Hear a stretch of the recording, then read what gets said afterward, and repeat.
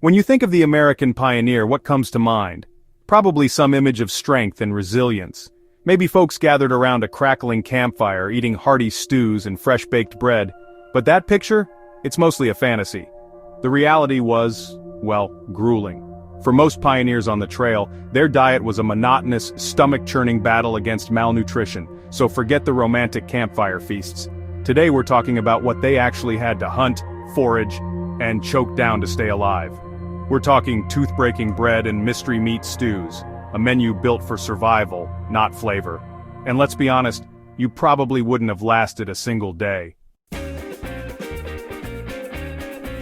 Let's start with the foundation of the pioneer food supply, the absolute bedrock of their diet. It went by many names: ship's biscuit, sea bread, or my personal favorite, tooth duller. We're talking about hardtack. Imagine a cracker, but then strip away all the joy and flavor. That's hardtack. It's just three things: flour, water, and salt. That's it. They baked it until it was, and I mean this literally, as hard as a rock. Hardtack was the ultimate survival food because it was nearly indestructible. If you made it right and kept it dry, it could last for years, making it the perfect, if completely miserable, staple for a long journey.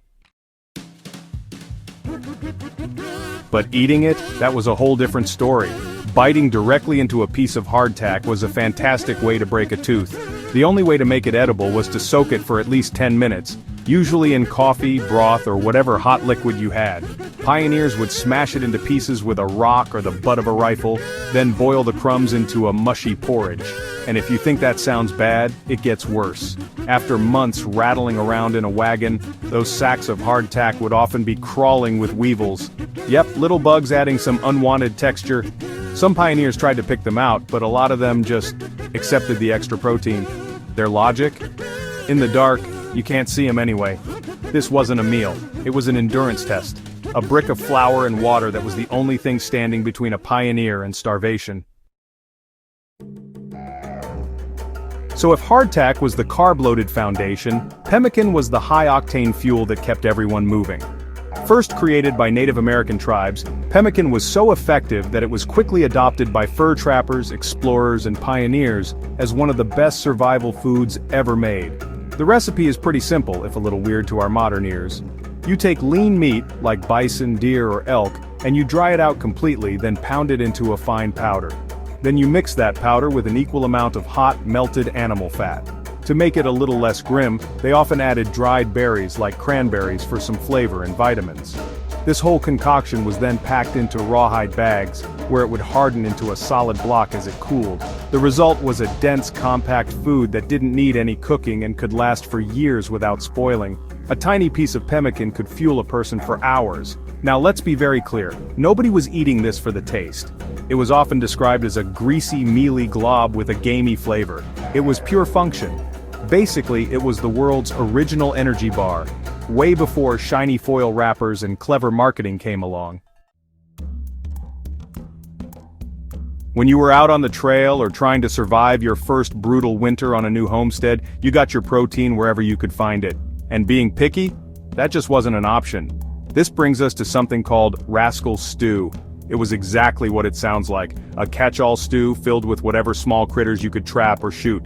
Squirrels, rabbits, possums, raccoons, they all went in the pot. But it didn't stop there. Out of sheer necessity, pioneers ate animals we would never even think of touching today. Rattlesnake, for example, was surprisingly common. Those who tried it swore that if you cooked it right, it tasted a lot like chicken, just a bit firmer. The rule was simple. If it moved, you could probably eat it.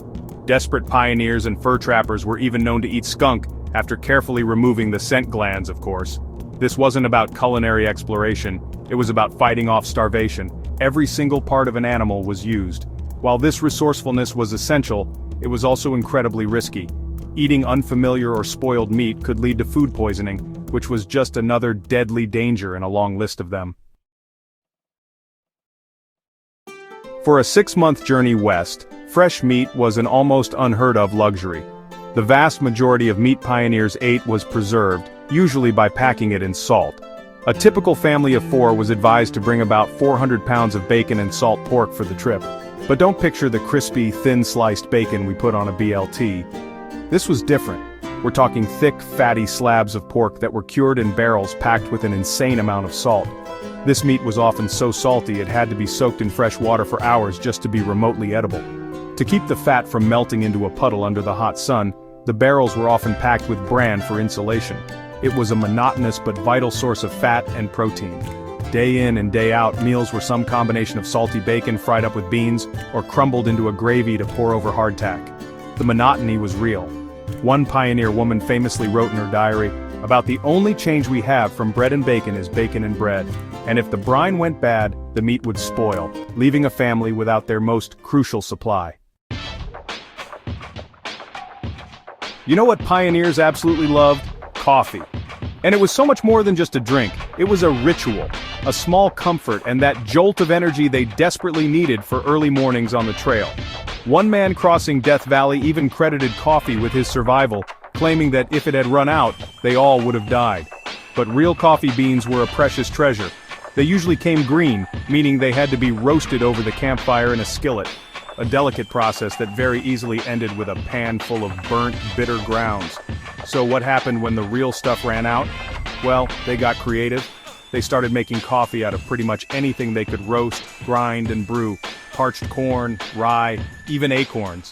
But the most popular fake coffee came from chicory root, which created a dark, bitter drink that looked like coffee but had none of the caffeine. They drank it because it was hot and because it felt normal, a tiny comfort in a world of hardship. But maybe the single most dangerous thing a pioneer consumed wasn't even food, it was the water. And finding a clean source of it was a daily, life-or-death struggle. The great pioneer trails often followed rivers, but these water sources were anything but clean. Think about it. Hundreds of people and thousands of animals, all using and, well, contaminating the same water sources over and over. With zero modern sanitation, all that human and animal waste washed right into the rivers. This turned the water into a breeding ground for killer bacteria. Cholera was the #1 killer on the Oregon Trail, a terrible disease spread by water that could kill a perfectly healthy person in just a few hours. Dysentery was a constant, miserable threat too. Pioneers would try to filter the water through cloth or cornmeal, but honestly, that did nothing to remove the invisible microbes. The only safe bet was to boil it, which is why coffee and tea were so important, not just for morale but for sterilization. But even that was tough when fuel was scarce out on the plains, where the only thing to burn was dried buffalo dung. Every sip of water was a roll of the dice. So what happened when things went from bad to worse? When the trail got impossibly tough and the food completely ran out, pioneers were forced to eat things that would make our stomachs turn. At that point, the line between what is food and what isn't starts to get real blurry. We have historical accounts of pioneers boiling animal hides for hours, just to break them down into a gluey, gelatinous broth that offered a tiny bit of sustenance. They ate the boiled leather from their own shoes and belts. They gnawed on charred bones left behind by other travelers and stripped bark off trees, anything to silence the gnawing hunger. And then, in the most infamous and horrific cases, like the story of the Donner Party trapped in the Sierra Nevada mountains, some resorted to the ultimate taboo cannibalism.